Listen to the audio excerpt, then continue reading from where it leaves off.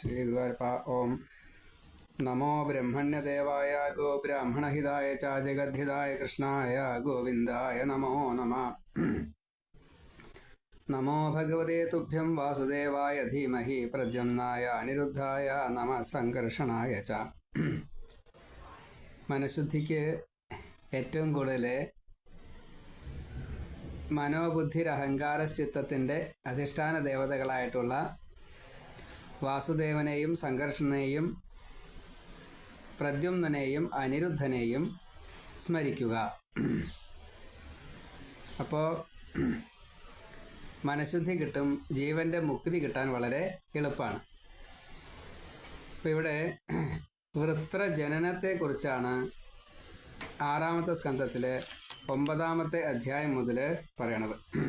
നമ്മൾ 8-ാമത്തെ അധ്യായമാണ് പാരായണം ചെയ്തു വെച്ചത്, നാരായണ കവചം. ആ നാരായണ കവചം കൊണ്ടാണ്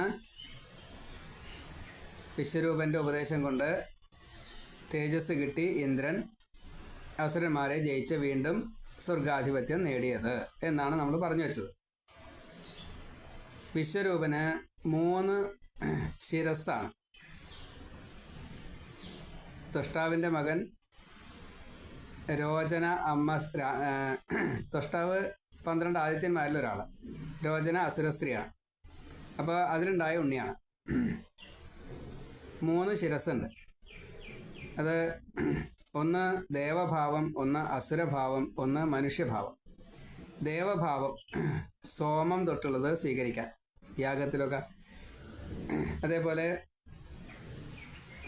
അച്ഛൻ്റെ സ്ഥാനത്ത് ഈ ദേവഭാവം യാഗത്തിൽ അറിഞ്ഞ് ദേവന്മാർക്ക് കൊടുക്കുന്നത് സ്വീകരിക്കാനുള്ളത്, അതാണ് സോമം. 2-ാമത്തെ അസുരഭാവം, അത് മദ്യം കഴിക്കാനുള്ള, അത് അമ്മയുടെ പക്ഷം, അറിയാതെ കണ്ട് അസുരർക്ക് കൊടുത്തുകൊണ്ട്. അങ്ങനെ തൃശിരസ് ആ രീതിയിലാണ് സേവനം ചെയ്യുന്നത്. ദേവന്മാർക്കും കൊടുക്കുന്നുണ്ട്, അസുരന്മാർക്കും കൊടുക്കുന്നുണ്ട്. അതേപോലെ തന്നെയാണ് 3-ാമത്തെ മനുഷ്യർ, അത് അന്നം. അത് കുറച്ചൊരു തമോ ഗുണമായിട്ടാണ് വരിക. കാരണം ഈ ശരീരം സ്വതേ പഞ്ചഭൂതാത്മകമായതുകൊണ്ട് പഞ്ചഭൂതങ്ങളും ശബ്ദസ്പർശ രൂപരസഗന്ധ തന്മാത്രകളും തമോ ഗുണമാണ്, ദ്രവ്യം. അപ്പോൾ അത് മനുഷ്യ ശരീരം അങ്ങനെ പെടുക. അതുകൊണ്ട് രജോ ഗുണമാണ്, പിന്നെ ഭാവം എന്ന് മാത്രമേ ഉള്ളൂ. ദേഹം തമോ ഗുണമാണ്, ഭാവം രജോ ഗുണമാണ്. ഇനി ഈ അന്ധകരണം എന്നുള്ളതോ അത് സാത്വിക ഗുണമാണ്. തമ്മിലുള്ള വ്യത്യാസം, നമ്മൾ അന്ധകരണം ശുദ്ധമാണ് സ്വതേ. കാരണം ഭഗവാൻ അതിൽ ചിത്തിൽ ഭഗവാൻ ഇരിക്കുന്നുണ്ട്. മനുഷ്യൻ്റെ ഹൃദയത്തിലാണ് ഭഗവാന്റെ വാസം. ഭഗവാൻ ഇരിക്കുന്നത് എവിടെയാണോ അവിടെ സാത്വിക ഗുണത്തിന് ആധിക്യം ഉണ്ടാവും. അപ്പം അത് മനസ്സിലാണ്. എല്ലാവരുടെ മനസ്സും സ്വതവേ ശുദ്ധമാണ്. പക്ഷേ എന്താ കുഴപ്പം? പ്രേരണ എന്ന ഒരു പുലിവാല് അത് ജന്മം കൊള്ളുമ്പോൾ ശരീരത്തിന്, ഈ ജീവന് പ്രാരബ്ധമായിട്ട് മനസ്സിനാൽ സംഭവിക്കുന്നതാണ്. അത് പൂർവ്വജന്മകൃത ബാക്കിയാണ്. അതുകൊണ്ടാണ് ഈ രജോ ഗുണം തമോ ഗുണം പൊന്തി വരുന്നത്. വേണ്ട എന്ന് വിചാരിച്ചിട്ട് കാര്യമില്ല, രജോ ഗുണം പൊന്തി വരും, തമോ ഗുണം പൊന്തി വരും. അത് പൊന്തി വരാതിരിക്കാൻ എന്ത് വേണം? ആ സമയത്ത് ദൃഷ്ടിം തഥാ പ്രതിനിവൃത്യ. ഹംസമായിട്ട് വന്നിട്ട് ഭഗവാൻ സനകാദികളോട് പറഞ്ഞതാ. സനകാദികൾക്ക് വേണ്ടിയിട്ടല്ല, നമുക്ക് വേണ്ടിയിട്ടാണ്. അപ്പോൾ ഇവിടെ മനുഷ്യഭാവത്തിൽ ഈ അന്നത്തെ സ്വീകരിക്കുന്നത് ശരീരപുഷ്ടിക്ക് വേണ്ടിയിട്ടാണ്, പ്രാണോർജം കിട്ടാൻ വേണ്ടിയിട്ടാണ്. അത് തമോ ഗുണമാണ്. അത് ഭൂവാസം അങ്ങനെയാണ് വരിക. മനുഷ്യൻ ഭൂമിയിലാണ്. അതുകൊണ്ട് ഭൂമിയിലെ വിഭവങ്ങളെയാണ് സ്വീകരിക്കുക. ഈ വിശ്വരൂപനെ ഈ കാരണം കൊണ്ട് വധിക്കുന്നതായിട്ടുള്ള രംഗമാണ്. യാഗത്തിലെ അസുരന്മാർക്ക് പുരോടാശം സമർപ്പിക്കണു. ദേവന്മാർക്ക് മാത്രമല്ല കൊടുക്കുന്നത്. ഇത് ഇന്ദ്രന് ഒരു തവണ നേരിട്ടാണ് കണ്ട് ബോധ്യായി. അപ്പോൾ അത് സഹിച്ചില്ല. ബ്രഹ്മാവ് പറഞ്ഞതൊക്കെ മറന്നു. തൻ്റെ വജ്രായുധം കൊണ്ട് ആ വിശ്വരൂപൻ്റെ ശിരസ് വെട്ടി, 3 തലയും വെട്ടി. ആ 3 തലകളും പക്ഷേ അമൃത് കഴിച്ചതാണ്. പക്ഷികളായിട്ട് മാറി എന്നാണ്. 3 തരത്തിൽപ്പെട്ടതായിട്ടുള്ള ചെറിയ പക്ഷികൾ. അതിൽ ദേവഭാഗം അത് കപിഞ്ചലായിട്ട് മാറി, അസുരഭാവം അത് കളവിങ്കായിട്ട് മാറി, മനുഷ്യഭാവം അത് തിത്തിരി പക്ഷികളായിട്ട് മാറി. അങ്ങനെ ഈ 3 തരത്തിൽപ്പെട്ടതായിട്ടുള്ള പക്ഷികൾ ആ വിശ്വരൂപൻ എന്ന ചൈതന്യത്തെ മറ്റ് പല ഈശ്വരോപാസനയ്ക്കും അവർ എടുത്തിട്ടുണ്ടാവണം. അതിവിടെ ഇതിലില്ല, പറഞ്ഞിട്ടില്ല. അപ്പം അത് സംഭവിച്ചിട്ടുണ്ടോ? കാരണം ജീവാത്മാവ് പുണ്യാത്മാവാണ്. അപ്പം അതുകൊണ്ട് അവിടെ ഒരു ന്യൂനത സംഭവിക്കില്ല.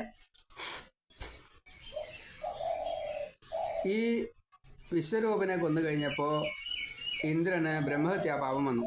അത് 1 കൊല്ലം വേണ്ടി വന്നു എന്നാണ്. സ്വന്തം പുണ്യത്തിൽ മറ്റ് ദോഷങ്ങളൊന്നും സംഭവിക്കാതെ കണ്ട് രക്ഷപ്പെട്ടു ഇന്ദ്രൻ, അതില്ല എന്ന് പറയില്ല. പക്ഷേ അതിനെ സഹിക്കാൻ പറ്റാത്ത രീതിയിലായിപ്പോയി 1 കൊല്ലം കഴിച്ചപ്പോഴേക്കും. ഒഴിവാക്കണം എന്നുള്ള ഉറപ്പായി. അപ്പോൾ ഋഷിമാരെല്ലാവരും കൂടിയിട്ട് ഒരു പരിഹാരങ്ങളൊക്കെ പറഞ്ഞു. ഇതിനെ 4ആയിട്ട് ഭാഗിക്കാൻ വേണ്ടിയിട്ട് പറഞ്ഞു. 1 ഭാഗം ഭൂമിക്ക് കൊടുത്തു, 1 ഭാഗം ജലത്തിന് കൊടുത്തു, 1 ഭാഗം വൃക്ഷത്തിന് കൊടുത്തു, 1 ഭാഗം സ്ത്രീക്ക് കൊടുത്തു. അങ്ങനെ 4 ഭാഗമാക്കിയിട്ട് കൊടുത്തു. ഭൂമിക്ക് കൊടുത്ത ആ ബ്രഹ്മഹത്യാ പാപമാണ് ഈ മരുപ്പച്ചയൊക്കെ ആയിട്ട് കാണുന്നത്. മരുഭൂമിയിൽ മരുപ്പച്ച ഈ ബ്രഹ്മഹത്യാ പാപമാണ്. ഭൂമിക്ക് അതിനൊരു അനുഗ്രഹവും കൊടുത്തു. ഒന്ന് സ്വീകരിച്ച് ഇങ്ങനെ ഒരു തെറ്റ്, ഒരു പാപം സ്വീകരിക്കുമ്പോൾ അതിനൊരു പുണ്യം കൊടുക്കും. അത് ദേവകൾ കൊടുത്തതാണ്. ഭൂമി കുറേ കഴിഞ്ഞ് കഴിഞ്ഞാൽ കാലവർഷവും പ്രകൃതിയുടെ മാറ്റമൊക്കെ ആയിട്ട് ഭൂമി തന്നെ കുഴിച്ച കുഴികളൊക്കെ സ്വയമേവ തൂരും. നമ്മളൊരു കുഴി കുഴിച്ചാൽ അത് ഭൂമി തൂർന്നു വരും, തുല്യമായിട്ട് വരും. അതേപോലെ അതതിൻ്റെ ഗുണം. പിന്നെ രണ്ടാമത്തെ ജലം, വെള്ളം എടുത്തപ്പോൾ അത് നുരപത ആണ് അതിൻ്റെ പാപമായിട്ട് വന്നത്, ബ്രഹ്മഹത്യാ പാപമായിട്ട്. അപ്പോൾ അതിന് ഫലം കൊടുത്തത്, ഇപ്പോൾ പാലിൽ നമ്മൾ വെള്ളം ചേർത്ത് കഴിഞ്ഞാൽ വെള്ളം പാലായിട്ട് മാറും. എന്നുവെച്ചാൽ വെള്ളത്തിനെ വേർതിരിച്ചെടുക്കാൻ സാധിക്കില്ല എന്ന് സാരം. പാലിൻ്റെ ഗുണമൊക്കെ ആ വെള്ളത്തിനുണ്ടാവും. അതാണ്. വെള്ളം വേറെ തന്നെയാണ്, അല്ല എന്ന് പറയില്ല. ഹംസമായിട്ട് വന്നിട്ട് അതൊരു സാങ്കല്പികം. വെള്ളം കളയും, മറ്റേ പാല് എടുക്കും എന്നുള്ളത് അത് വേറെ. എങ്കിലും ഇത് എന്തിനോട് ചേർക്കാൻ പറ്റുമോ അതായിട്ട് തീരും. അതേപോലെ ശുദ്ധീകരിക്കാനുള്ള ഒരു കഴിവും വെള്ളത്തിന് കൊടുത്തു. പിന്നെ മൂന്നാമത്തെ വൃക്ഷം മുറിച്ച് കളഞ്ഞാൽ കറ വരും. ആ കറയാണ് ബ്രഹ്മഹത്യാ പാപം. ആ മുറി അത് ബാധിക്കാതെ വരും. കാരണം അത് ഒരു കഷ്ണം മുറിച്ച് കളഞ്ഞു നിൽക്കുക. എന്നാൽ ആ കഷ്ണം വീണ്ടും കുത്തിയിട്ടാൽ അത് മുളയ്ക്കും. എല്ലാ സസ്യങ്ങളും മുളയ്ക്കുന്നതല്ല. ഇപ്പോൾ പ്ലാവിൻ്റെ ഒരു കൊമ്പ് വെട്ടി കുത്തിയിട്ട് വെച്ചാൽ അത് മുളയ്ക്കില്ലേ, അല്ലെങ്കിൽ അത് വളർന്ന് വലുതാവില്ല. എല്ലാ സസ്യങ്ങൾക്കും ആ കഴിവുണ്ടെന്നല്ല, പല സസ്യങ്ങൾക്കും അങ്ങനെയാണ്. ഇപ്പോൾ റബ്ബർ പാലുണ്ട്. അപ്പോൾ പാലുള്ള വൃക്ഷം എന്നാൽ അത് മുറിച്ചിട്ടൊരു കൊമ്പ് കുത്തിയാൽ വീണ്ടും ആ മരമായിട്ട് വരിക, അങ്ങനെ വരില്ല. അതിന് വിത്ത് കുഴിച്ചിട്ട് കഴിഞ്ഞാൽ അത് മരമായിട്ട് മാറും. അപ്പോൾ വിത്തോ അല്ലെങ്കിൽ കൊമ്പോ കുത്തിയിട്ട് കഴിഞ്ഞാൽ വീണ്ടും വരും. അതേപോലെ വെട്ടിയതുകൊണ്ട് പക്ഷേ കുഴപ്പമില്ല, വീണ്ടും അത് പൊടിച്ചു വരും.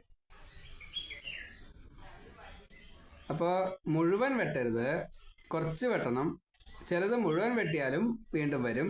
അങ്ങനെ പലതരത്തിലുള്ള, അത് ആ സ്വഭാവത്തിനനുസരിച്ച്, മരത്തിൻ്റെ സ്വഭാവത്തിനനുസരിച്ച്, ചെടിയോ മരോ വള്ളിയോ ഏതാച്ചാൽ അത്. അതേപോലെ സ്ത്രീകൾക്ക് മാസമുറ അതിൻ്റെ ഒരു ബ്രഹ്മഹത്യാ പാപമായിട്ടാണ് അശുദ്ധി വരുന്നത് എന്നാണ്. അതേപോലെ ഗർഭകാലത്ത് മനുഷ്യർക്ക് മാത്രമുള്ള ഒരു വരമാണ് ഗർഭകാല രതി. വേറൊരു ജീവിക്കും അത് പറഞ്ഞിട്ടില്ല. അത് ഈ ബ്രഹ്മഹത്യാ പാപമായിട്ട് സ്ത്രീക്ക് മാസമുറ വന്നു കഴിഞ്ഞപ്പോൾ അത് പരിഹരിച്ച് കൊടുത്തതാണ് എന്ന് പറയണം. എല്ലാറ്റിനും പ്രമാണമുണ്ട്. അതിനെ നമ്മളിനി അതങ്ങനെ ഇങ്ങനെ എന്ന് ചർച്ച ചെയ്യണ്ട. ഇതിങ്ങനെയാണ്, ഇത്രയേ ഉള്ളൂ. അപ്പോൾ ബ്രഹ്മഹത്യാ പാപം ഇങ്ങനെ ഇല്ലാണ്ടായി, മകനെ കൊന്നു. ഇതൊക്കെ കേട്ട വിശ്വരൂപൻ്റെ അച്ഛൻ ത്വഷ്ടാവ് കോപിച്ചു, ഇന്ദ്രൻ അങ്ങനെ രക്ഷപ്പെടണ്ട, ഒരു ആഭിചാര ഹോമമൊക്കെ നടത്തി അഗ്നിയിൽ നിന്ന് ഒരു വലിയ രൂപത്തെ ഉണ്ടാക്കി. അതിന് ഉണ്ടായ രൂപമാണ് വൃത്രൻ. അതിഭീകരനായിട്ടുള്ള, നിമിഷം തോറും വളരുന്നതായിട്ടുള്ള അതിഘോര രൂപം, കറുത്ത് പേടിപ്പിക്കുന്നതായിട്ടുള്ള, 1 മീറ്റർ ഒരു ദിവസം അല്ലെങ്കിൽ 1 മൈല് ഒരു ദിവസം എങ്ങനെയാച്ചാവാം, 1 കിലോമീറ്റർ ഒരു ദിവസം, വിരോധമില്ല, എങ്ങനെയാച്ചാവാം. ഏതായാലും ചുവന്ന മുടി, ചുവന്ന കണ്ണ്, ത്രിശൂലം, നാവ് കൊണ്ട് നക്ഷത്രങ്ങളെ നക്കുക, 3 ലോകവും ഭയക്കാവുന്ന രീതിയിലെ കറുപ്പ് നിറം, ഭീകരത, വലിയ ശരീരം, ക്രമേണ വളർന്നു വരുന്നു. ദേവലോകം പോലും കീഴടക്കം ഒരു പ്രയാസം ഉണ്ടായില്ല. അങ്ങനെ വൃത്രൻ. ഇന്ദ്രൻ സ്വന്തം രാജ്യം നഷ്ടപ്പെട്ടപ്പോഴേ ഭഗവാനെ സ്മരിച്ചു. എന്താ വഴി ചോദിച്ചു. അപ്പോൾ നല്ലോണം ഒന്ന് സ്തുതിച്ചു. എല്ലാവരെയും സ്തുതിച്ചു കേട്ടോ, ഒരേപോലെ തന്നെയാണ്. എല്ലാ ദേവന്മാരും വൈകുണ്ഠനാഥനെ സ്തുതിച്ചു. ഭൂതം, ദേവതകള്, ത്രിമൂർത്തികള് ഒക്കെ അങ്ങ് തന്നെയാണ്. എല്ലാവരും അങ്ങയുടെ ആജ്ഞാപാലകരായിട്ട് സ്വന്തം ജോലി ചെയ്യണു. ഭഗവാന്റെ കുറേ നാമം ജപിച്ചു. സാധാരണ ഇന്ദ്രൻ നാമം ജപിക്കൽ പതിവില്ല, പക്ഷെ ഇവിടെ ജപിച്ചു. നാരായണ, വാസുദേവ. ബ്രഹ്മാവസ്ഥയിലുള്ള ഭഗവാനെ ഞങ്ങൾ അറിയാൻ വേണ്ടിയിട്ട് ആഗ്രഹിക്കണു, ആശ്രയിക്കണു. വൃത്ര ഭയം തീർത്ത് തരണം.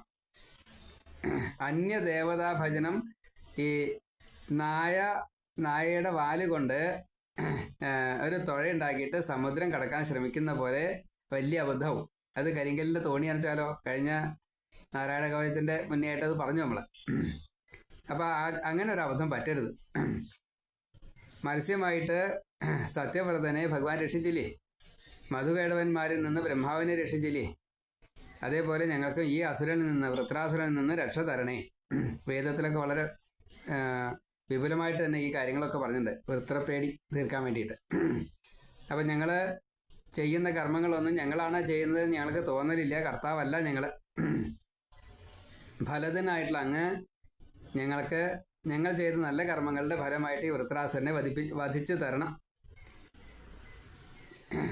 കുറച്ച് മതം വന്നപ്പോൾ അങ്ങേ ഞങ്ങളൊന്ന് മറന്നിട്ടുണ്ട്. ആ സമയത്ത് സജ്ജനദ്രോഹമൊക്കെ സംഭവിച്ചിട്ടുണ്ട്, അതൊക്കെ ക്ഷമിക്കണം. അങ്ങ് രക്ഷകനാണ്, വിരാട് രൂപിയാണ്, കാലസ്വരൂപിയാണ്, സാക്ഷിയാണ്, അങ്ങേക്കെല്ലാം അറിയാം. എന്നാലും ശരി, ശരണം പ്രാപിച്ചവരെ അങ്ങ് രക്ഷിക്കാറുണ്ട്. അതുകൊണ്ട് ഞങ്ങളെ രക്ഷിക്കണം. തെറ്റുകുറ്റങ്ങൾ കുറേ ഏറ്റു പറഞ്ഞു, മാപ്പും പറഞ്ഞു. അപ്പോൾ രക്ഷിക്കാമെന്ന് ഭഗവാൻ എങ്ങനെയാണ് പ്രത്യക്ഷമായത്?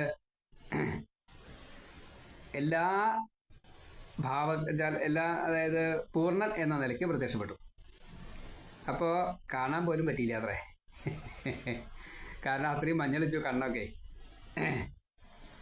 പാർഷദന്മാരെയൊക്കെ ധാരാളം കണ്ടു. അവർക്ക് ഈ ശ്രീവത്സവും കൗസ്തുഭവും അതേപോലെ വക്ഷസിൽ ഈ ലക്ഷ്മി ഇല്ല, ബാക്കിയെല്ലാം വിഷ്ണു പാർഷദന്മാരെ. അപ്പോൾ അവരൊക്കെ കണ്ടു. അപ്പോൾ അവരെയൊക്കെ സ്തുതിച്ചു.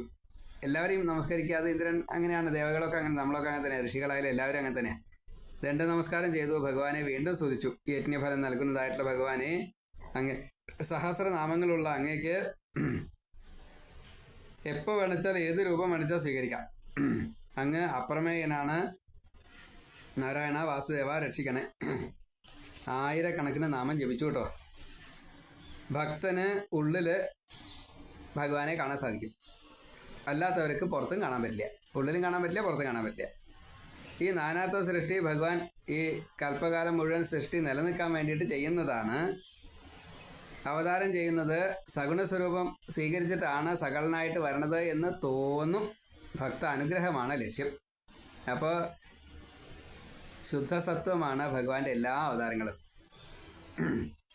കർമ്മം, അതേപോലെ ഭഗവാൻ ഭുജിക്കുന്നു എന്ന ഭോക്തൃഭാവം, ഇതൊക്കെ അങ്ങ് കാണിക്കുന്നുണ്ട് എന്നുള്ളത് അത് അങ്ങയുടെ ലീല.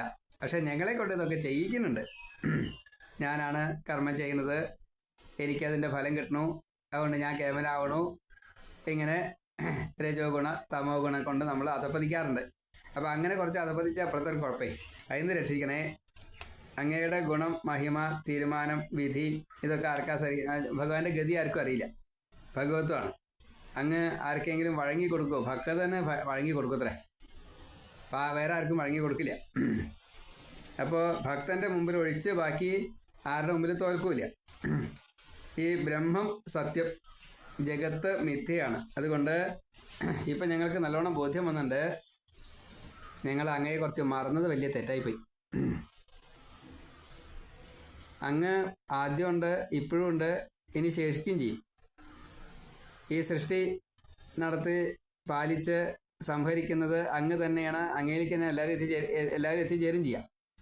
അപ്പോൾ അങ്ങയിൽ മുഴുകിക്കഴിഞ്ഞാൽ ആനന്ദം ലഭിക്കും. ഭക്തന്മാർക്ക് ഇഹ പര പോലും താല്പര്യമില്ല. അവർ നാമം ജപിച്ചുകൊണ്ട് ഭഗവത് സ്മൃതിയോട് കൂടിയിട്ട് അത് മാത്രമേ താല്പര്യമുള്ളൂ. നമ്മൾ ഇഹ സുഖവും മുക്തിയും ആഗ്രഹിച്ചുകൊണ്ട് നടക്കണവരാ. ഭഗവാനെ വേണമെന്ന് ആരും ആഗ്രഹിക്കണില്ല.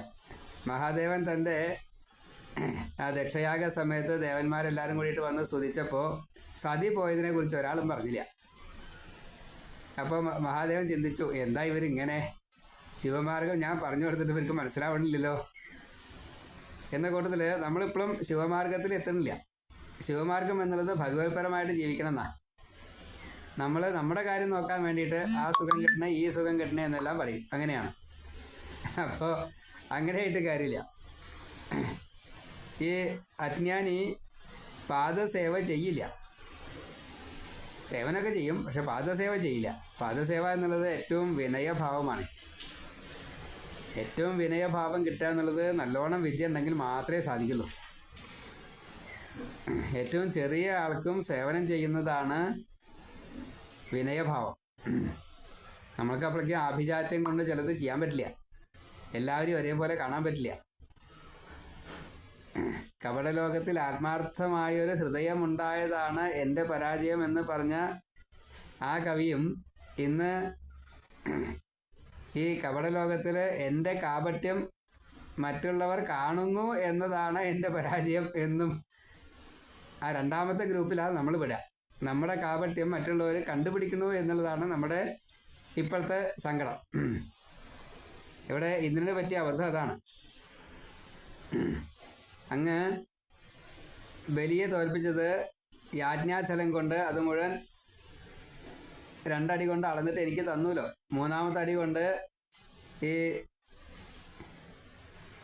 ബലിയെ പാതാളത്തിലേക്ക് അല്ലെങ്കിൽ രസാതലത്തേക്ക് സുരക്ഷിതനായിട്ട് ആക്കുകയും ചെയ്തു. ഇപ്പം എനിക്ക് ബലിപ്പേടിയില്ല, അസുരന്മാരെ ഇപ്പോൾ പേടിക്കണ്ട. പക്ഷേ ഇപ്പോൾ ഇതാ വൃത്രൻ വന്നിട്ട് എന്നെ വല്ലാതെ കണ്ട് ബുദ്ധിമുട്ടിക്കണം. ഈ വൃത്രപ്പേടി ഒന്ന് തീർത്തു തരണം. ഈ പ്രപഞ്ചം എൻ്റെ മുമ്പിൽ ഭഗവാൻ പറയണ ഒരു വാക്കാണ്. പ്രപഞ്ചം ഭഗവാനെ സംബന്ധിച്ച് ഭഗവാൻ ഉണ്ടാക്കിയതിനെ പ്രപഞ്ചത്തിനെ നിസ്സാരമായിട്ട് കണക്കാക്കിക്കൂടെ? അപ്പോൾ അഹങ്കാരം വന്നു നോക്കിയ ഇന്ദ്രൻ സ്വതേ അഹങ്കാരി അല്ലായിരുന്നു എങ്കിൽ പ്രപഞ്ചം മുഴുവൻ ഇന്ദ്രൻ്റെ കീഴിലാണ്. അതിൽ അസുരന്മാരും പെടും. പക്ഷെ അഹം വന്നപ്പോഴോ ഈ പ്രപഞ്ചത്തിലുള്ള അസുരന്മാരെ ജയിക്കാൻ സാധിച്ചില്ല. മറ്റ് പലതും ഉണ്ട് കേട്ടോ ജയിക്കാൻ പറ്റാത്തത്, അത് വേറെ വിഷയം. എന്നാലും സാമാന്യേന 3 ലോകവും ഇന്ദ്രൻ്റെ കീഴിലാണ്. ഈ അസുരന്മാർ ഭഗവാനെ അങ്ങ് തന്നെയല്ലേ പ്രഹ്ലാദൻ ഞാനാന്ന് പറഞ്ഞിട്ടുണ്ട്. അപ്പോൾ അത് അങ്ങയുടെ വിഭൂതി യോഗം. വൃത്രനും അങ്ങ് തന്നെ ആവുമെന്നാണ് എനിക്ക് തോന്നണത്. അപ്പം അതുകൊണ്ട് അങ്ങക്ക് ഈ വൃത്രനെ വധിക്കാൻ ഒരു പ്രയാസമില്ല. ഞങ്ങൾക്ക് പക്ഷേ ഈ വൃത്രനെ സഹിക്കാൻ പറ്റണമില്ല. അസുരന്മാരുടെ ധർമ്മമല്ലേ ചെയ്യുക, അത് ഞങ്ങൾക്ക് സഹിക്കാൻ പറ്റുന്നില്ല. അങ്ങ് അവതാരം എടുത്തുകൊണ്ട് വൃത്രനെ വധിക്കണം. ഇപ്പോൾ ഞങ്ങളും ഭക്തരാണ്, സ്വർഗത്തിലെത്തിയാൽ ഞങ്ങൾ ഭക്തരല്ല. അതവിടെ പറഞ്ഞിട്ടില്ല എന്നേ ഉള്ളൂ. ഇന്ദ്രൻ പറയാണ്, എല്ലായ്പ്പോഴും ഭക്തി ഇല്ല ദേവന്മാർക്ക്, കാര്യസാധ്യത്തിന് മാത്രമേ ഉള്ളൂ. അങ്ങനെയാണ്. ഈ കാര്യങ്ങളൊക്കെ അങ്ങേക്കറിയാം. സുഖമാണോ ദുഃഖമാണോ ഇപ്പം ഞങ്ങൾ അനുഭവിക്കണ ചോദിച്ചാൽ ഞങ്ങളിപ്പോൾ പരമ ദുഃഖത്തിലാണ്. ഉപദ്രവം സഹിക്കാൻ വയ്യ. ആശ്രിതരുടെ അഭീഷ്ടങ്ങൾ സാധിച്ചു കൊടുക്കുന്നതായിട്ടുള്ള അങ്ങ് വൃത്രൻ്റെ വധം നടത്തി തരണം, ദുഃഖങ്ങളെ ഇല്ലാണ്ടിയാക്കി തരണം. ഈ വൈരാഗ്യം വരാൻ വേണ്ടിയിട്ട് കർമ്മം നശിപ്പിച്ച് അതൊന്നും ദേവകൾക്ക് പറഞ്ഞിട്ടില്ല. ദേവകൾക്ക് ദേവകളുടേതായിട്ട് ചില രീതികളുണ്ട്. അവർക്ക് ഡ്യൂട്ടീസ് ആയിട്ടാണ് ഭഗവാൻ ഇതൊക്കെ കൊടുത്തിരിക്കുന്നത്. അപ്പോൾ അവർക്ക് സുഖം എന്നുള്ളത് അവരുടെ ജന്മ അവകാശമാണ്. അപ്പം അതുകൊണ്ട് മുക്തി കൊടുക്കുന്നതായിട്ടുള്ള ഭഗവാനെ അങ്ങക്ക് ഈ ഇപ്പോഴത്തെ അസ്വാതന്ത്ര്യം എന്നുള്ള ആ ചങ്ങലയിൽ നിന്ന് ഒഴിവാക്കാൻ ഭഗവാൻ കൂട്ടിയേ പറ്റും. അതുകൊണ്ട് അങ്ങ് ഞങ്ങളെ രക്ഷിക്കണം, വൃത്രപ്പേടി തീർത്തു തരണം. സ്തുതിയൊക്കെ കേട്ടു ഭഗവാട്ടോ. അത് കഴിഞ്ഞിട്ട് ഈ സ്വർഗത്തിലേക്ക് അസു ആയിട്ടുള്ള എന്തുണ്ടെങ്കിലും, നല്ലതല്ലാത്ത എന്തുണ്ടെങ്കിലും, ഭാവമായാലും വേണ്ടില്ല, മോഹമായാലും വേണ്ടില്ല, ചീത്ത നെഗറ്റീവ്സ് എന്തുണ്ടെങ്കിലും അങ്ങോട്ട് കയറി ചെല്ലാൻ പറ്റില്ല. നമ്മുടെ കയ്യിൽ ഒരു ചീത്ത സാധനം ഉണ്ടെങ്കിൽ അങ്ങോട്ട് കിടക്കാൻ പറ്റില്ല. നമ്മളിപ്പോൾ ഈ അമ്പലങ്ങളിലൊക്കെ നിരീക്ഷണം നടത്താറുണ്ടല്ലോ, ഒരു കയ്യിൽ എന്തെങ്കിലും ഉണ്ടോ എന്നൊക്കെ നോക്കിക്കൊണ്ട് മറ്റേ ഇലക്ട്രോണിക്കലി നമ്മളെ പരിശോധിക്കുന്നുണ്ട്. അവിടെ ചീത്തകളൊന്നും കയ്യിൽ പാടില്ല എന്ന് തന്നെയാണ്. എന്ന കൂട്ടത്തിൽ അവിടെ മറ്റൊരു യന്ത്രമുണ്ട് ഭഗവാന്റെ അടുത്ത്. അത് പക്ഷേ ഈ കാണില്ല യന്ത്രം. നമ്മുടെ ഉള്ളിൽ കറയുണ്ടെങ്കിൽ അങ്ങോട്ട് കിടക്കാൻ പറ്റില്ല, സ്വർഗത്തിലേക്ക് കിടക്കാൻ പറ്റില്ല. അതിൻ്റെ പറവ് വേറെയാണ്. സ്വർഗത്തിന് സ്വതേ വേറെ കാവക്കാരൊന്നുമില്ല, പക്ഷേ ഈ കാവൽ അവിടെ ഉണ്ട്, അങ്ങോട്ട് കിടക്കാൻ പറ്റില്ല. ഇന്ദ്രനെ തോൽപ്പിക്കണം എന്നൊക്കെ വിചാരിച്ചിട്ട് ചെന്ന് കഴിഞ്ഞാൽ അങ്ങോട്ട് കിടക്കാൻ പറ്റില്ല. പക്ഷേ ഈ ഉപാസനയും ഗുരുവിൻ്റെ അനുഗ്രഹവും കാര്യങ്ങളൊക്കെ ഉണ്ടെങ്കിൽ അവിടെ ചെന്ന് കഴിഞ്ഞാൽ പിന്നെ ഇന്ദ്രനെ തോൽപ്പിക്കാമെന്നാണ്. ഈ അർഹതയും കാര്യങ്ങളൊക്കെ വേണം കേട്ടോ. സ്വർഗത്തിലും വൈകുണ്ഠത്തിലും അങ്ങനെ ഒരു കുഴപ്പമുണ്ട്, ഭാവം മുഴുവനെ അളക്കപ്പെടും. അപ്പോൾ നിങ്ങളുടെ സ്തോത്രവും ഞാൻ സ്തുതിയൊക്കെ കേട്ടു, എനിക്ക് ഒക്കെ സമ്മതമായി. ഞാൻ സന്തോഷിച്ചാൽ നിങ്ങൾക്കെല്ലാം കിട്ടും ചെയ്യും. നിങ്ങൾ പ്രപഞ്ച സുഖത്തെ മാത്രമേ ആശ്രയിച്ചുള്ളൂ, എന്നെ ആശ്രയിച്ചില്ല. ചോദിച്ച് തന്നാൽ ഞാനും നിങ്ങളെ പോലെ തന്നെ ആവും. അപ്പോൾ അതുകൊണ്ട് അത് പറ്റില്ല. രോഗി ആവശ്യപ്പെട്ടാലും അപഥ്യ ഭക്ഷണം കൊടുക്കാറില്ല. അപ്പം അതുകൊണ്ട് അങ്ങ് ഞങ്ങൾക്ക് നല്ലതേ തരൂ എന്ന് സ്തുതിയിൽ പറഞ്ഞിട്ടുണ്ട്. അതുകൊണ്ട് ഞാൻ നിങ്ങൾക്ക് നല്ലതേ തരൂ. ഭഗവാൻ പറയാണ്, ഇതിനൊരു ഉപായം ദധീജി മഹർഷി വിദ്യ കൊണ്ട്, തപസ് കൊണ്ട്, വ്രതം കൊണ്ട് ഒക്കെ ശരീരത്തെ ദൃഢപ്പെടുത്തിയിട്ടുണ്ട്. നാരായണ കവച മന്ത്രം കൊണ്ട് ആ എല്ലുകൾ വജ്രസമാനാണ്. അതുകൊണ്ട് പരോപകാരിയായിട്ടുള്ള മുനിയെ, മഹർഷിയെ, ദാനിയെ, നിർഗുണ ബ്രഹ്മ ഉപാസന ചെയ്യുന്നതായിട്ടുള്ള ആ മഹാത്മാവിനെ ചെല്ലുക, നമസ്കരിക്കുക, കാണുക, ആവശ്യത്തെ പറയുക, യാചിച്ചോളൂ, എല്ല് യാചിച്ചോളൂ. എല്ല് യാചിച്ചിട്ട് വജ്രായുധം ഉണ്ടാക്കാൻ വേണ്ടിയിട്ട് വിശ്വകർമാവിനോട് പറഞ്ഞാൽ വജ്രായുധം ഉണ്ടാക്കി തരും. ആ വജ്രായുധത്തിൽ ഈ എൻ്റെ തേജസ് കൂടി ചേർത്ത് കഴിഞ്ഞാൽ നിങ്ങൾക്ക് വൃത്രനെ വധിക്കാൻ പറ്റും. അശ്വിനി ദേവകൾക്ക് അശ്വശിരസ് എന്ന മന്ത്രം ഉപദേശിച്ചയാളാണ് ജീവൻ മുക്തി ലഭിക്കുന്നതായിട്ടുള്ള മന്ത്രമാണ്. ത്വഷ്ടാവിന് നാരായണ കവച മന്ത്രം ഉപദേശിച്ചയാളാണ്. ത്വഷ്ടാവ് വിശ്വരൂപന് ഈ നാരായണ കവച മന്ത്രമാണ് ഉപദേശിച്ചത്. ആ മന്ത്രം ഉപയോഗിച്ചിട്ടാണ് ഇപ്പോൾ ഇന്ദ്രൻ ജയിക്കാൻ പോകുന്നത്. അശ്വിനി ദേവകളെ കൂടി പോയാലേ ഈ കാര്യം നടക്കുള്ളൂ. അതായത് നിങ്ങളുടെ കാര്യം നടക്കണോ നേരിട്ടെന്ന് ചോദിച്ചു കഴിഞ്ഞാൽ കിട്ടില്ല. അശ്വിനി ദേവകളെ കൂട്ടിയിട്ട് ഇന്ദ്രൻ്റെ അടുത്ത് ചെല്ലുക, അപ്പോൾ ഇത് ചെല്ലാൻ സാധിക്കും. അപ്പോൾ അതിനൊരു കഥയുണ്ട്. ആ കഥയാണ്, അശ്വിനി ദേവകൾക്ക് ഈ മന്ത്രത്തെ അറിയാം. അശ്വശിരസ് എന്നുള്ള ഈ മന്ത്രം. അശ്വശിരസ്സാണ് നാരായണ കവചത്തിൻ്റെ പേര്. അശ്വശിരസ് ഒരു പേരും കൂടിയുണ്ട് നാരായണ കവചത്തിന്. അത് നേടാൻ വേണ്ടിയിട്ട് ചെന്നോളൂ, എന്നാൽ അത് കിട്ടും എന്ന് പറഞ്ഞു. അശ്വിനി ദേവകൾ ഈ ദധീജിയെ രക്ഷിച്ചയാള, അല്ലെങ്കിൽ ദധീജി അശ്വിനി ദേവകൾക്ക് ഉപകാരം ചെയ്തയാളാണ്. ഇന്ദ്രൻ പറഞ്ഞ് കൊടുത്തതായിട്ടുള്ള ഈ ബ്രഹ്മവിദ്യ അത് മറ്റൊരാൾക്ക് പറഞ്ഞു കൊടുക്കരുത്, അങ്ങനെ വെച്ചാൽ തല പൊട്ടിത്തെറിക്കുമെന്നെല്ലാം കഥയുണ്ട്. അപ്പം അത് കുതിരയുടെ തല വെച്ചിട്ട് അത് കേട്ടു എന്നും ആ കേട്ട സമയത്ത് ഇത് തെറ്റ് ചെയ്തല്ലോ, അപ്പോൾ ഇന്ദ്രൻ ആ തല കൊണ്ടുപോയി എന്നും. പിന്നീട് ഈ അശ്വിനി ദേവകളാണ് ആ തല കൂട്ടി ചേർത്ത് വീണ്ടും ആ മന്ത്രത്തെ സ്വായത്തമാക്കി ഉപയോഗിക്കാൻ സാധിച്ചത് എന്നും. അപ്പോൾ പരസ്പര ഉപകാരം എന്ന നിലയ്ക്ക് അശ്വിനി ദേവകൾ പറഞ്ഞു കഴിഞ്ഞാൽ ദധീജി മഹർഷിക്ക് അത് കൂട്ടാക്കാതിരിക്കാൻ പറ്റില്ല, തരുക തന്നെ ചെയ്യും എന്ന് പറഞ്ഞു. അങ്ങനെ ഇവരെല്ലാവരും കൂടിയിട്ട് അവിടെ ചെന്നു. ഭഗവാൻ ഇതൊക്കെ പറഞ്ഞിട്ട് മറഞ്ഞു. ദേവന്മാർ ദധീജിയുടെ അടുത്തെത്തി കഥകളൊക്കെ പറഞ്ഞ് നമസ്കാരം പ്രദക്ഷിണം കാര്യങ്ങളൊക്കെ പലതുണ്ട്. അതൊക്കെ ചെയ്തതിന് ശേഷം അങ്ങ് ഞങ്ങൾക്ക് എല്ല് തരണം, ഭഗവാൻ പറഞ്ഞിട്ടുണ്ട് എന്ന് പറഞ്ഞു. അപ്പോൾ അങ്ങയുടെ എല്ലെടുത്ത് വിശ്വകർമാവിനെ കൊണ്ട് വജ്രായുധം നിർമ്മിച്ച് വൃത്രനെ എനിക്ക് കൊല്ലാൻ വിഷ്ണു അതിൽ തേജസ്സായിട്ട് കയറിക്കൊള്ളാം എന്നാണ് പറഞ്ഞിരിക്കുന്നത്. അപ്പോൾ അതിനെ അങ്ങ് സഹായിക്കണം എന്ന് പറഞ്ഞു. എല്ല് ദാനം തരണം എന്ന് പറഞ്ഞു. അപ്പോൾ ദധീജി പറഞ്ഞു, ഈ എല്ലാം അങ്ങനെ തരാൻ പറ്റുമോ? എല്ല് ഇവിടുന്ന് എടുക്കുമ്പോൾ വേദനിക്കില്ലേ, മരിക്കില്ലേ ആളെ ചോദിച്ചു. വേദന സഹിച്ചിട്ട് ആരെങ്കിലും ഈ ശരീരത്തെ ത്യാഗം ചെയ്യുമോ, ഇങ്ങനെ ദാനം ചെയ്യുമോ? ജീവിക്കാൻ എല്ലാവർക്കും ആഗ്രഹം ഉണ്ടാവില്ലേ? ജീവിതാശ ദുരത്തെയാ, മരിക്കാൻ പോകുന്ന ആൾക്ക് ഇനിയും ജീവിക്കണം എന്നാ മോഹം. അപ്പോൾ ഇന്ദ്രൻ പറഞ്ഞു, അങ്ങ് പരോപകാരിയാണ്, മഹാത്മാവാണ്, എന്തും ഉപേക്ഷിക്കും. ഞങ്ങൾ സ്വകാര്യ കുശലാഹ ദേവാഹ, ഞങ്ങൾ ഞങ്ങളുടെ കാര്യം നടത്താൻ മാത്രമേ ചിന്തിക്കാറുള്ളൂ. അന്യരുടെ വേദന അത് ഞങ്ങൾക്ക് വിഷയമല്ല. അങ്ങയുടെ ഈ ദയനീയത അത് ഞങ്ങൾക്ക് ചിന്തയിൽ പോലും വരില്ല. വേറെ വഴിയില്ല. ഭഗവാൻ പറഞ്ഞിട്ടുണ്ട്, അങ്ങ് നിഷേധിക്കരുത്, ദീനബന്ധുവാണ്. ഭഗവാന്റെ ആജ്ഞ ഉണ്ടായതുകൊണ്ട് തരാലോ എന്ന് പറഞ്ഞു. അപ്പോൾ ഇതൊരു ധർമ്മമാണ്.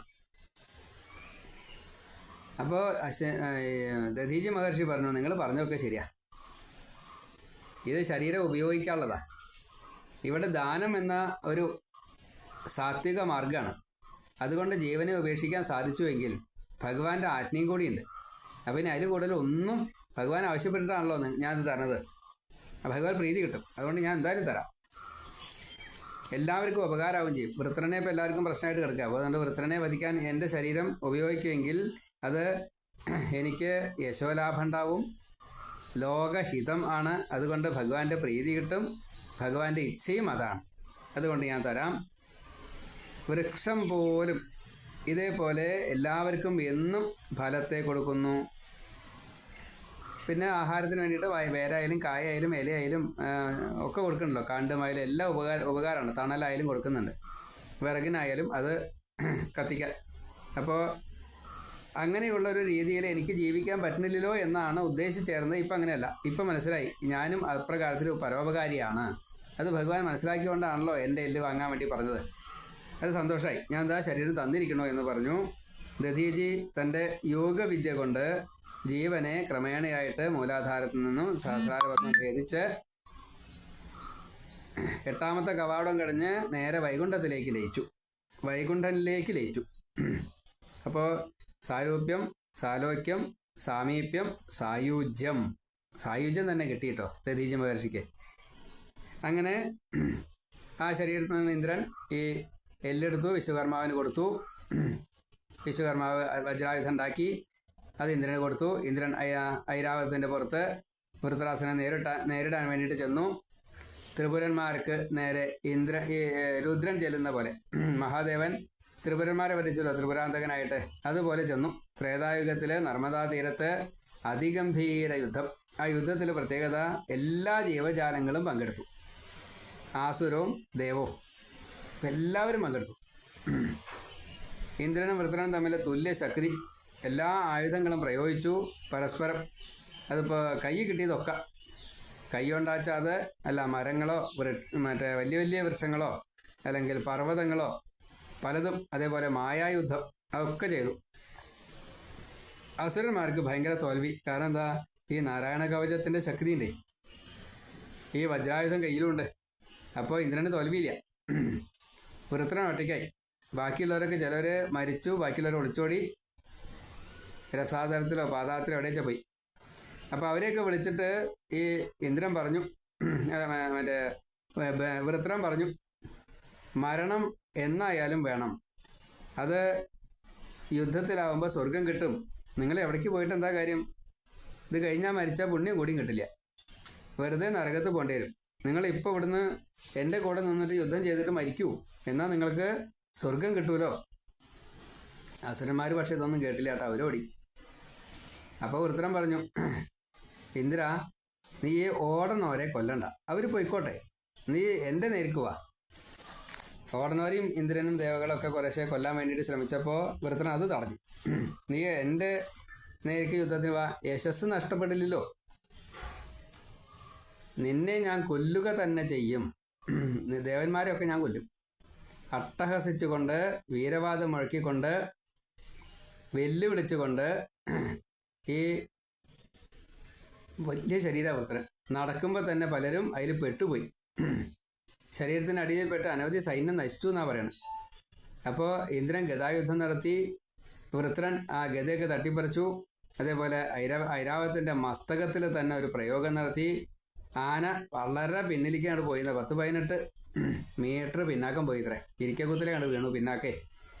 അപ്പോൾ എല്ലാവരും വൃത്രനെ അഭിനന്ദിച്ചു. അതൊക്കെ ഇന്ദ്രൻ കേട്ടപ്പോൾ ഇന്ദ്രൻ അവിടെ നിൽക്കാൻ സ്ഥലം പോരാ. തോറ്റ ഇന്ദ്രനോട് പക്ഷേ വൃത്രൻ യുദ്ധം ചെയ്തില്ല കേട്ടോ. ഇന്ദ്രൻ അമൃതമൊക്കെ എടുത്ത് ഐരാവതത്തെയൊക്കെ പഴയ പോലെ തന്നെ ആക്കി തലോടെ എന്തൊക്കെയാച്ചൊക്കെ ചെയ്തു. വീണ്ടും യുദ്ധത്തിന് വന്നു. അപ്പോഴേക്കും വൃത്രൻ കുറച്ച് നേരം ഒന്നിങ്ങനെ ചിന്തയിൽപ്പെട്ടു. അത്ര എന്താ ചിന്തയിൽപ്പെട്ടത്? അബദ്ധവശാൽ ഹരേ എന്നൊന്ന് വിളിച്ചു എന്നാ. അപ്പോൾ ഭഗവാനെയാണ് ഓർമ്മ വന്നത്. അതാണ്. പിന്നെ നോക്കുമ്പോൾ കണ്ടത് ഈ വിശ്വരൂപനെ കൊന്നതായിട്ടുള്ള ഇന്ദ്രനെയാണ്. പറഞ്ഞു, നീ ബ്രഹ്മഹത്യക്കാരനാണ്, ഗുരുവിനെ കൊന്നവനാണ്, സഹോദരനെ കൊന്നവനാണ്, മഹാപാപിയാണ്.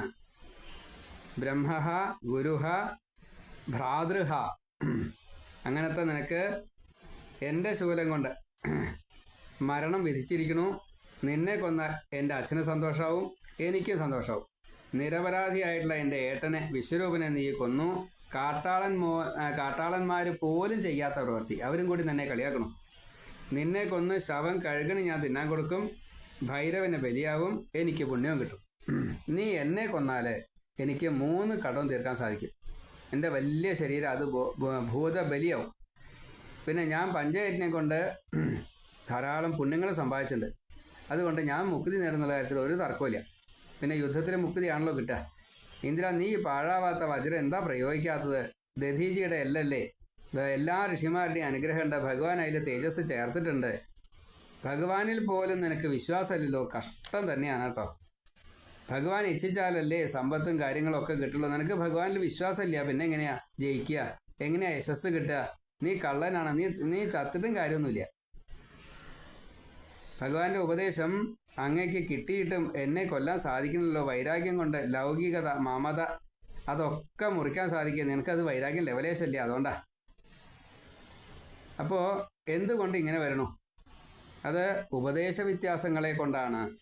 ഭഗവാന് വേണ്ടിയിട്ട് തപസ് ചെയ്യുന്നവനാണ് ഭഗവാനെ കിട്ടാൻ വേണ്ടിയിട്ട്, ലീനഭാവത്തിലെത്താൻ വേണ്ടിയിട്ട്, മുക്തി സായുജ്യം കിട്ടാൻ വേണ്ടിയിട്ടാണ്, ഏകാന്ത ഭക്തിയായിട്ട് അങ്ങനത്തെവർക്ക് മാത്രമേ അവിടെ എത്താൻ സാധിക്കൂ. അത് കോടിയിൽ ഒരാളേ ഉള്ളൂ. ഇന്ദ്ര, നിനക്കതൊന്നുമില്ല. നീ സ്വാർത്ഥത്തിന് വേണ്ടിയിട്ട് എന്തൊക്കെയോ ചെയ്ത് കൂട്ടുകയാണ്. വലിയ ഭരണകർത്താവാന്നൊക്കെ പറഞ്ഞിട്ട് നിനക്ക് വിദ്യയില്ല, ധനമില്ല, അധികാരമില്ല. അഥവാ അതൊക്കെ ഉണ്ടെങ്കിൽ തന്നെ അതൊക്കെ വിപരീത ദശയിലാണ് നിൽക്കുന്നത്. അനന്യ ശരണാഗതികൾക്ക്, ഭഗവാനെ അത്രയും ഇഷ്ടപ്പെടുന്നവർക്ക്, ഭക്തന്മാർക്ക് ഭഗവാൻ എന്താ ചെയ്യാറിയോ? അവരിൽ എന്തെങ്കിലും ദുരഭിമാനത്തിന് കാരണമായിട്ട് വിദ്യയോ ധനോ എന്തെങ്കിലും ഉണ്ടെങ്കിൽ അത് മുഴുവൻ ഇങ്ങോട്ട് കവർന്നെടുക്കും. അതിന് ശേഷം സച്ചിദാനന്ദത്തെ കൊടുക്കും. പിന്നെ കൊടുക്കുന്നതിനോട്ട് കണക്കൂല. എന്നിട്ടോ അത് അനുഭവിച്ചില്ലാച്ച ഭഗവാൻ അനുഭവിപ്പിക്കുകയും ചെയ്യും. അതാ രസം. ഇന്ദ്ര, എനിക്ക് മിത്രമെന്നോ ശത്രുവെന്നോ അല്ലെങ്കിൽ ഈ യുദ്ധമോ മരണോ ഇതൊന്നും എന്നെ ബാധിക്കുന്നില്ല. ഭഗവാൻ ആഗ്രഹത്തിൻ്റെ ഒരു കണിക പോലും ഞങ്ങളിൽ ബാക്കി വെച്ചിട്ടില്ല. അതുകൊണ്ട് ഒരു കാമത്തിനും ഞാൻ അടിമയല്ല. ഭഗവാന്റെ കാരുണ്യം കൊണ്ട് എല്ലാം ഉപേക്ഷിച്ചിട്ടാണ് ഞാൻ യുദ്ധത്തിന് വന്നിരിക്കുന്നത്. അതുകൊണ്ട് എനിക്ക് പേടിക്കാനില്ല. ഞാൻ എൻ്റെ ഭഗവാനോട് പറഞ്ഞിട്ട് നിന്നെ കൊല്ലാൻ പോവുകയാണ്. എൻ്റെ കാമം നശിപ്പിച്ചതായിട്ടുള്ള ഭഗവാനെ, അങ്ങയുടെ ഈ ഭക്തൻ്റെ ദാസൻ്റെ ദാസനാക്കണേ. എൻ്റെ പ്രാണനേക്കാൾ പ്രിയനായിട്ടുള്ള അങ്ങ് എനിക്ക് ഭഗവത് സ്മൃതി സദാസമയത്തും തരണേ. നാമം ജപിക്കാറാവണേ. 3 വിധ കർമ്മങ്ങൾ ഞാൻ അത് അങ്ങയ്ക്ക് വേണ്ടിയിട്ട് സമർപ്പിക്കുകയാണ്. എനിക്ക് ബ്രഹ്മാവ്, രുദ്രൻ, ഇന്ദ്രൻ, സിദ്ധൻ ഈ പദവി ഒന്നും വേണ്ട. ഭഗവാനെ അങ്ങയെ മാത്രം കിട്ടിയാൽ മതി. നാമം ജപിക്കാറാവുക, സ്മരണ ഉണ്ടാവുക. മുക്തി പോലും തന്നെ വേണ്ട എനിക്ക്. ഭഗവത് സ്മൃതിയോട് കൂടിയിട്ട് സുഖം, സച്ചിദാനന്ദത്തെ അനുഭവിച്ചിങ്ങനെ ജീവിക്കുക. അങ്ങയിലെത്താൻ ഞാൻ വല്ലാതെ കണ്ട് ആഗ്രഹിക്കണു. ഈ ചിറക് മുളയ്ക്കാത്ത പക്ഷിക്കുഞ്ഞുങ്ങൾ അമ്മ കൊണ്ടുവരുന്ന ആഹാരം കിട്ടാൻ വേണ്ടിയിട്ട് കാത്തിരിക്കുന്നത് പോലെ പശുക്കുട്ടി തള്ളപ്പശു മാറ്റി കെട്ടിക്കഴിഞ്ഞാൽ പിന്നെ തള്ളപ്പശു വരാൻ വേണ്ടിയിട്ട് കാത്തിരിക്കുന്നത് പോലെ, പതിവ്രത വിദേശത്ത് പോയ ഭർത്താവ് വരാൻ വേണ്ടിയിട്ട് കാത്തിരിക്കുന്നത് പോലെ എൻ്റെ മനസ്സ് അങ്ങയിലെത്താൻ വേണ്ടിയിട്ട് ഞാൻ വളരെയധികം താല്പര്യപ്പെടുന്നു. വേഗം തന്നെ ഇന്ദ്രനെ കൊണ്ട് എന്നെ വധിപ്പിക്കണേ. എനിക്കിനി സംസാരം വേണ്ട, ജനനമരണം വേണ്ട, സത്സംഗം മതി, ദുസ്സംഗം വേണ്ട. അങ്ങയിൽ ലയിക്കാനുള്ള ആ അവസരത്തെ എനിക്ക് തരണേ എന്നീ പ്രകാരം വളരെ കാര്യമായിട്ട് ഭഗവാനോട് പ്രാർത്ഥിച്ചു. ആ വൃത്രനെ ഈ ഇന്ദ്രൻ വധിക്കുന്നതായിട്ടുള്ള രംഗമാണ് 12ാമത്തെ അധ്യായത്തിൽ. നമുക്കത് അടുത്തതിൽ പറയാം. ആ വൃത്രനാണ് പൂർവ്വജന്മത്തിൽ ചിത്രകേതുവായത്. ആ രംഗവും ഇതിന് ശേഷമാണ് പറയുന്നത്. അത് നമുക്ക് അപ്പം കേൾക്കാം. അതുപോലെ എന്തുകൊണ്ട് ചിത്രകേതു വൃത്രനായി, പാർവതിയുടെ ശാപം കൊണ്ട് ഇപ്രകാരത്തിൽ സംഭവിച്ചതാണ് എന്നുള്ള കഥയും നമുക്ക് കേൾക്കാം. അത് അടുത്തതിൽ പറയാം. സർവത്ര ഗോവിന്ദ നാമസങ്കീർത്തനം ഗോവിന്ദ ഗോവിന്ദ. ഇപ്പം നമ്മൾ 6ാമത്തെ സ്കന്ധത്തിൽ 11ാമത്തെ അധ്യായം വരെയാണ് വായിച്ചത്. 9, 10, 11, 3 അധ്യായം. നമുക്ക് 12ാമത്തെ അധ്യായം തൊട്ട് അടുത്തതിൽ പറയാം. നാരായണ നാരായണ നാരായണ നാരായണ.